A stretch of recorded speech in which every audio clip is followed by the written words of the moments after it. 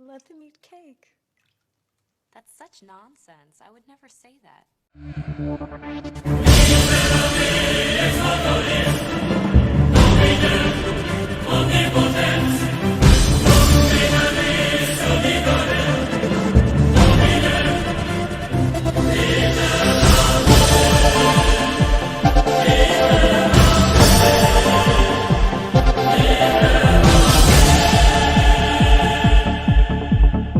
Hey guys, welcome to the first episode of Rogue's Apocrypha, which is really just a fancy way of saying these are extra thoughts I had on something, or stuff that just didn't make it into the video that I went back and put into a different video. Today we're going to be talking about the rise of the Teenage Mutant Ninja Turtles again, but I'm actually going to be saying some positives. What more do you want from me? That I was recently, I guess you could say, enlightened to. Let's get into it. Credit where credit's due, a lot of these musings, I guess you could say, came about during a conversation with a friend of mine who is also a very long-time TMNT fan and has just started watching Rise, but also watched my video on the subject. So I can't take full credit for all of this, but let's go. The first thing is that even though my reaction to the weapons was kind of negative, mostly in the way they were implemented, I honestly didn't have too many problems with the weapons themselves. And I know what you're thinking. The weapons have never sat right with me. I never liked the change. However, despite what I said in my video, really, it was mostly about how there was no groundwork laid and the actual weapons themselves I don't have a problem with. They've all appeared in different versions of the Turtles. Tonfa, Odachi, all that stuff. They've all appeared. The Kusari Fundo and the other one, which I will continue not to name because I can never get it right. But something that was pointed out was that even though Raph is using Tonfa, he's actually using them incorrectly. And that is so in character for him, because if you watch the way he uses Sai, he also uses his Sai incorrectly. He never uses them in the proper manner. And he does the same thing with Tonfa. Like, with a Tonfa, when you go to strike, you're supposed to stick the stick part out.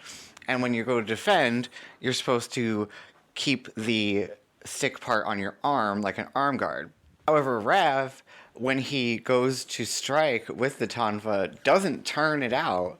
He keeps it as if he's in defense. He keeps the wooden shaft on his arm like an arm guard and kind of uses it almost in a way that you would use like rings on your fingers to make a punch worse. Which I will hand it to them, Rise team.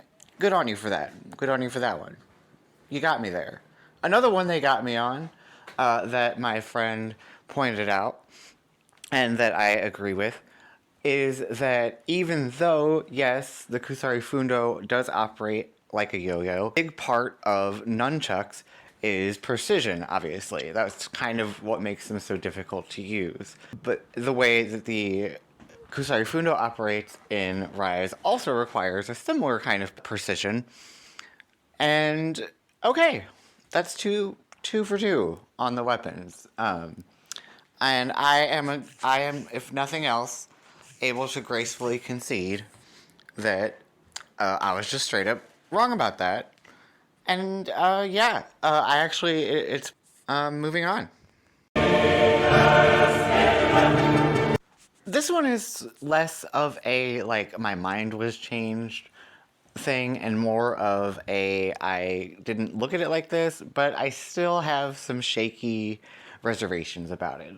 And that is that in context of the show, if you look at it as in Rise is the story of the Turtles leading up to Leonardo taking up the mantle of leader.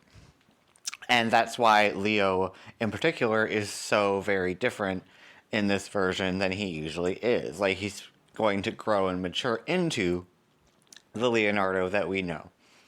And I had considered that before, and I do think it's a valid point. I can understand where that comes from. However, the fact that this version of Splinter is just so bad makes that a little difficult for me to completely swallow.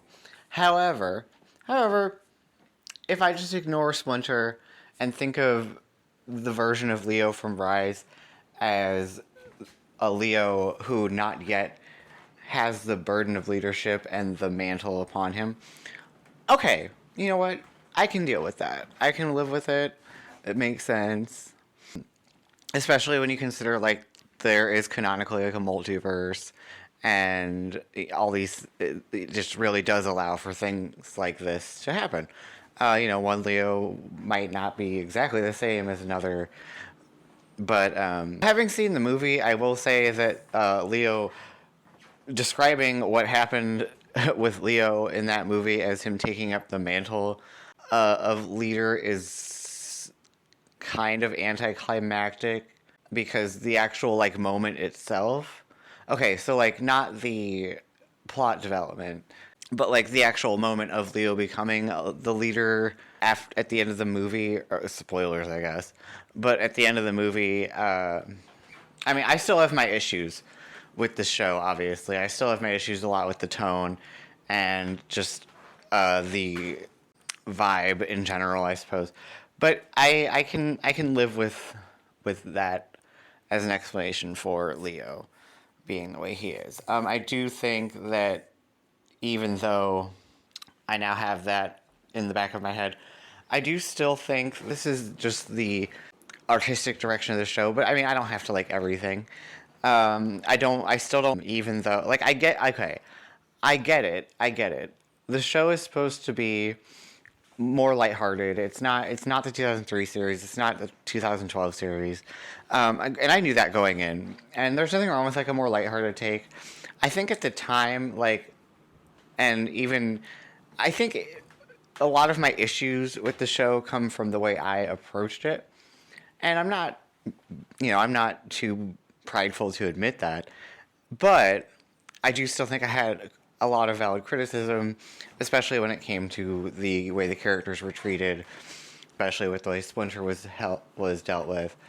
But again, I'm not opposed to finding positives in anything. So yeah. Even though I'm not opposed to finding positives in everything, I will, as I am wont to do, bring up a couple negatives as well that didn't make it into the video. However, these are less to do with the show, actually, and have nothing to really do with anything like that. Or it's the fans. I'm sorry. A lot of Rise fans, and I know it's because they're young and this is their first exposure probably to the property and whatnot. Or even if it's not, maybe they just prefer this version. And again, there's a version of Turtles for everybody. Everybody's got their favorites.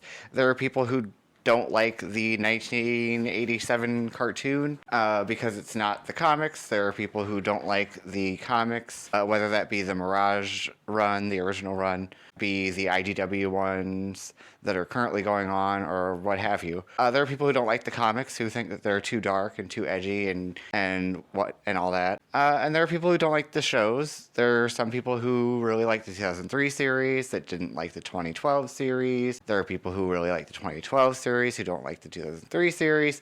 Although usually I've noticed that there tends to be crossover between people who like the 2003 series and the 2012 series. There are people who don't like the 2007 movie, although actually in the fandom that has always had a pretty positive reputation, and it's more now mainstream culture-wise that it's getting a reevaluation as being seen as better. I mean, it's not seen as, like, amazing, but I mean, I think it's really great. I really love the character work in that movie. And the whole Night Watcher thing, I mean, come on. Okay, Raph, he did that. Oh my God, Daddy! Oh! Like, he ate it up. He left no crumbs. Though anyway, back to the fans. This is my issue with a lot of the fans of Rise. And again, I don't like to generalize, but y'all need to just shut the fuck up sometimes and realize that you are not the first ones to discover this property.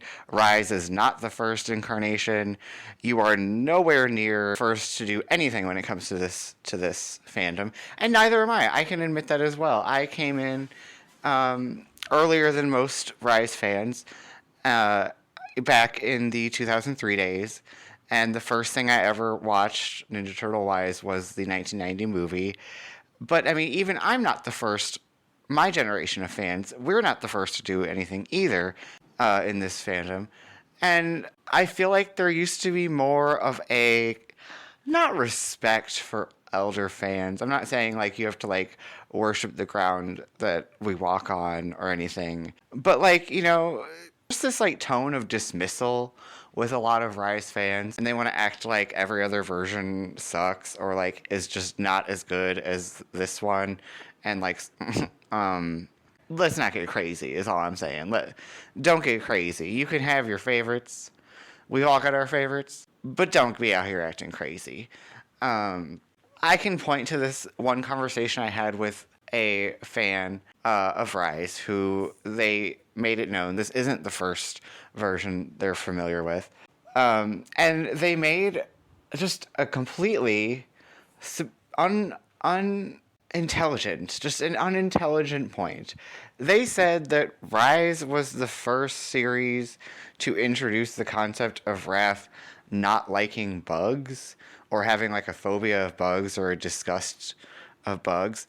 And that is just objectively not true.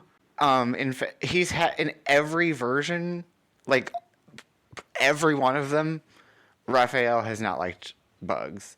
It's either ranged from he just thinks they're gross to like he legit has a phobia of them. I mean, there are episodes from a couple versions I can think of. I can think of a specific episode from the 2003 series about Raph's phobia of bugs. There's a episode of there's a couple episodes of the 2012 series where the topic comes up. So they were just completely wrong about that, but they were adamant they weren't, and I'm like, no, I'm telling you, you're wrong. Like, so maybe like just accept that you're not right about things. And also, I mean, this goes not just for Rise fans. This goes for a fan of any caliber, any version, or any length of time, or whatever. Just kind of learn to, like, listen to each other instead of just trying to talk over everybody and be right. And you know, realize that your interpretation of something is not the only one. And you don't always have to convince everybody that you're correct or the way you see something is correct. Oh, and also your headcanons are not actually canon. That's also a good one to keep in mind. Yeah. So, yeah, that's that. Basically, I'm just saying, all these newborn TMNT fans, just, you know, simmer down. Simmer down. Respect your elders. And elder fans, maybe try and find, and this includes me, I include myself here, try and have a little, try and have some patience, but don't be afraid to put these new fans in their place. One day, they'll get to do it to other fans. You know, it's kind of like a cycle like that. At once upon a time, us fans now, who would be considered like elder fans, like people like me who grew up in the 2003 series, we had our time where, you know, I was like, fuck you, 87 people, you know, that show was stupid, the 2003 show is the best, it's amazing. And like, you know, we had that moment, and now here we are. Now we're the old one. Now we're the old heads, and the new kids are around. So, it's really a cycle. Okay, so I think that is it for our first apocryphal episode, if you will.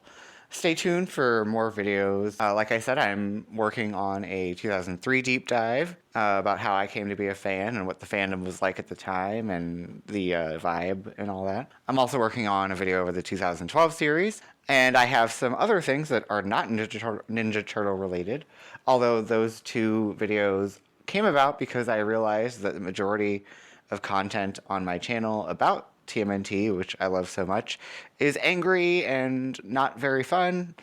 I mean, it's fun, but it's not celebratory. So I want to put out some things that are more celebratory because I love this fandom and this property, and it's been there for me for a long time. But I've also got some videos in other subjects coming up. I've some history. I love history, so we're going to talk about some history on this channel at some point. We're going to talk about Inuyasha. I've got a video about the Yashahime sequel. That will be another very unhinged rant. I've got some other videos in the works that I can't go into right now because I don't want to. And for now, may your blessings be many. Nur der Herr allein ist das oberste Gericht. Noch könnt ihr euch entscheiden. Doch entscheidet euch im Leben. Denn wenn ihr tot seid, gibt es nur noch Himmel